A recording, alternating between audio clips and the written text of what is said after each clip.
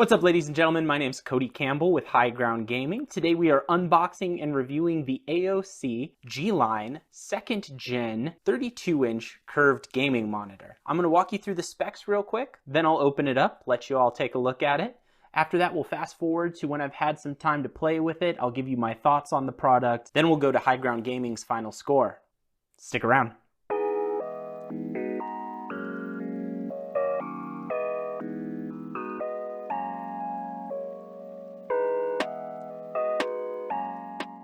So there are actually a few different designations of this model. This one is specifically the C32G2ZE. That essentially means that this is a 32-inch curved 1080p 240 Hz resolution 0.5 millisecond response monitor. So there are different versions of this that all have different specs, but those are the specs for this one specifically. It has a 1500R curved VA monitor, 1920 by 1080, as I mentioned, 240 Hz, 0.5 millisecond response time. I'm a little unclear on that though, because if you look on their website, in some places it says 0.5 milliseconds, and in other places it says 1 millisecond. But that's fine. I mean, 1 millisecond is already crazy fast, so 0.5 milliseconds in a specific mode is a pretty good deal.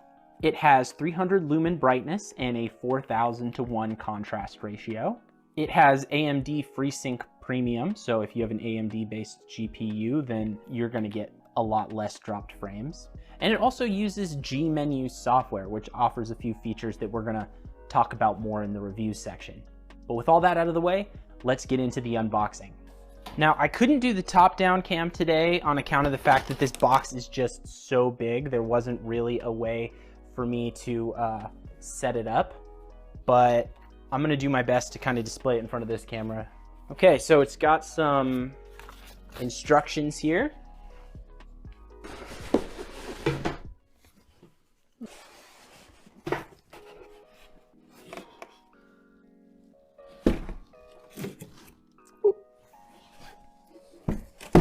So let's do this very carefully. Oh, that's a nasty sound.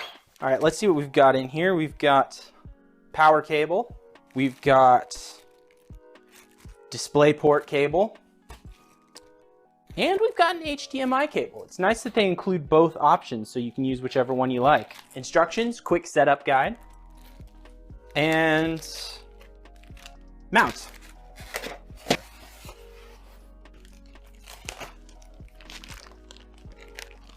Okay, it looks like this is the mount that it comes with. Looks like it's got tilt, but not height adjustment. Yeah, same, tilt. But no height. Little red reflector looking thing on the back there. It might be RGB, well, R. Might be red light up. We'll just have to see.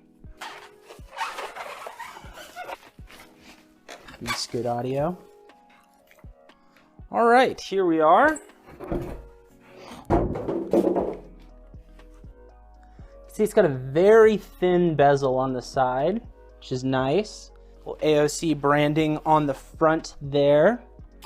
Red accent along the bottom. Now that might be a deal breaker for some people. I know there are a lot of people out there that do not like any colors associated. On the back, got mounting plate, red accents here as well. Not as big a deal on the back because odds are most people have their desk against the wall, but for some people, you might not like that. Now here we've got 2 HDMI ports and a display port in addition to the power input. Don't see any sort of control buttons. Here we go. Control buttons are on the bottom, so you can see power, menu, back, you know, all the basics. Let's throw this on the mount real quick, see what it looks like. Now this is interesting. The bottom of the mount has this screw, and it has a little flip thing, so you can just twist it with your fingers, or you could use a screwdriver. And there we go. That was kind of nice. It just clicks into place There's a little button on the back for the release, but no screws or anything like that. Very easy to use. It's really easy to adjust it. All right, I'm gonna go hook this up. I'll probably play a bunch of games on it, and then we'll be right back with the review section. Don't go anywhere. On to the review portion. All right, before we get started though, real quick, I just wanna give a quick shout out to everyone who participated in our HyperX giveaway. We were really excited to do that. We had never done a giveaway before, and the results were outstanding. We jumped from, I think, 77 subscribers all the way up to over 500 too. So to everyone new, I just want to say welcome and thank you for participating. We posted the winners on our Instagram page. We're going to put a link to that in the description if you feel like checking it out.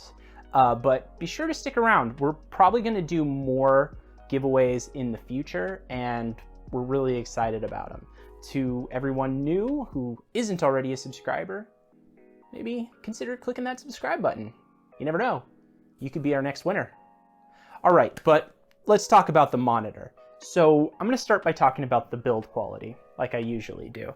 First of all, I want to mention that the bezel on this is not no bezel, but it's very thin. It's about 1/4 of an inch, and it's very sleek and not super noticeable. It does have those red accents on it, which for people going for a color neutral palette is always a little bit of a downside, but that's kind of what AOC does. They like to put those little red accents on everything. You've got the little bar at the bottom, you've got the strips on the back, and then the little ring around the base, should you choose to use the base instead of using a VESA mount. As I mentioned before, the assembly is completely toolless and pretty painless. It took me all of 5-10 minutes to assemble it and hook it up to my PC, and it was raring to go. The model we received didn't have any dead pixels or uneven lighting or anything like that. AOC is usually pretty good about their build quality, so it wasn't too much of a concern, but it's always worth noting. So let's talk about the color and the picture. Right out of the box, this thing was a little dim and a little washed out looking, but you just fiddle around with the settings a little bit and it's really easy to fix it up. I dialed the brightness all the way up to 90, but I like a pretty bright screen, so that was good for me. I fiddled with the colors a little bit and I got it to a good spot. Then I discovered that this monitor has something called game settings. And if you go in there, there are actually pre-made profiles. There's one for FPS games, one for RTS games, one for racing games, and then 3 gamer profiles, which you can sort of customize 3 individual settings for different games and stuff like that, and just quickly switch between them in the monitor menu. The G-Menu software didn't really add a whole lot, but there was a pretty cool thing in there called Game Sync, where you can take the profiles that you've made in the hardware menu and just assign them to individual programs. So if you want to assign one to Steam or assign one to a specific game, you can actually do that so that when you launch that program, it automatically switches. That I thought was pretty cool. That's a neat touch. That requires a lot of finagling and planning ahead, but if you have 2 or 3 games that are your go-tos and you really want to have dialed in settings for each one individually and you don't want to have to go into the monitor menu to switch them, that is a really neat feature that I haven't seen before. That might be present on other monitors. I haven't reviewed a lot of monitors, but I still thought it was cool. HDR was a little disappointing. When I turned on HDR, the screen actually got a little dimmer, which is not something I'm used to. Then again, I already had the brightness up pretty high when I did that, so maybe that's why. It also seemed to lose a little bit of color accuracy.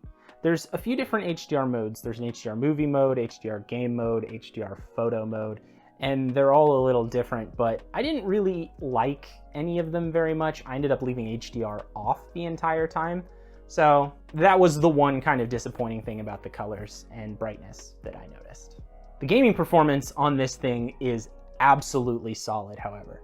I do have to point out that a 32-inch monitor, or 31.5 if you take out the bezels, at 1080p, you're always going to notice the resolution loses a little bit of quality at that size. That's just something you have to be aware of. There's a reason there aren't a lot of 32-inch 1080p monitors, and that's because the bigger you get with a monitor, the bigger each pixel becomes. So we typically recommend 24 inches as the preferred size for 1080p, but 1080p is also the speed that it's going to be really easy for your graphics card to generate images on. So if you like FPS games, if you like playing shooters and racing games and games where you have to move the camera really quickly and you want to avoid the motion blur and the ghosting and everything else, then a 1080p monitor is going to be a lot easier to pair with a standard graphics card. If you want to be able to game at 1440p on a 32-inch monitor at 244 frames per second, you're going to have to be willing to shell out a lot more money for the monitor, and you're going to have a GPU that can generate those kinds of frames, which right now is pretty outrageously expensive. So keep that in mind. I found the AOC C32G2ZE to be extremely fast and extremely responsive. I played some GTA 5, took the cars out, really raced and whipped around, got them up to some pretty high speeds to try and see if there'd start be some noticeable blurring on the sides of the screen, and I never noticed any. I played some Doom to see if we'd get some blurring or ghosting with the rapid turning and motions of the guns there, and in both of those games, I didn't notice any problems whatsoever. The monitor was extremely fast, extremely responsive, and I never encountered any problems. Now, I have a GTX 1060, which I imagine is similar to the quality that most people are going to be pairing with a monitor like this. And so I had a hard time pushing those 244 frames even at 1080p, but I still didn't have any issues whatsoever. So if you're playing Valorant, if you're playing CSGO, if you're playing Overwatch, I don't think you're going to have any issues with ghosting or motion blur or tearing or anything like that if you pair it with this monitor, which is what it's designed for. So if you want a bigger screen and you want that level of quality, I think that this guy is pretty great. So that said, let's get down to the verdict. As I mentioned before, the AOC C32G2ZE is a fairly unique combination of specs. There's only one other monitor I could find out there that was 32 inches, 1080p, and had 244 frames per second. It was the Scepter 3258-FWD240. Now, Scepter is kind of a budget brand. Generally speaking, with Scepter, the build quality is not going to live up to the standards of the specs. That's what I've read in a million reviews, and everyone I know who has a Scepter monitor basically says that. They're more affordable than the average monitor with whatever given spec set that it has, but generally speaking, you're going to get fast response times, you're going to get a fast refresh rate, you're going to get a big screen or a high resolution screen, and everything else is going to be kind of not so great. Not so great color accuracy, not so great brightness, not so great lighting balance, stuff like that. AOC has matched the price of that monitor. They are, I think, $2 or $3 apart from each other, and they have almost identical specs. And those are the only two out there that I could find that were 1080p, 244 hertz refresh rate, 1 millisecond response time, and honestly, just in terms of what I know in general about AOC versus Scepter's build quality, I think AOC is going to win every time. So we are giving this monitor a 4.5 out of 5. It's not a perfect score. There's a couple things wrong with it, a couple nitpicky things, but honestly, if this is what you're going for, if you're going for a 32-inch 1080p monitor and you just want it to be as responsive as possible, this is it. This is a go-to. That's gonna do it for us today though. Be sure to like and subscribe if you haven't already. I know I said it already, but it has to be said again. Stick around, friends. We'd be happy to have you. All right, everyone. Thanks for watching. Happy gaming.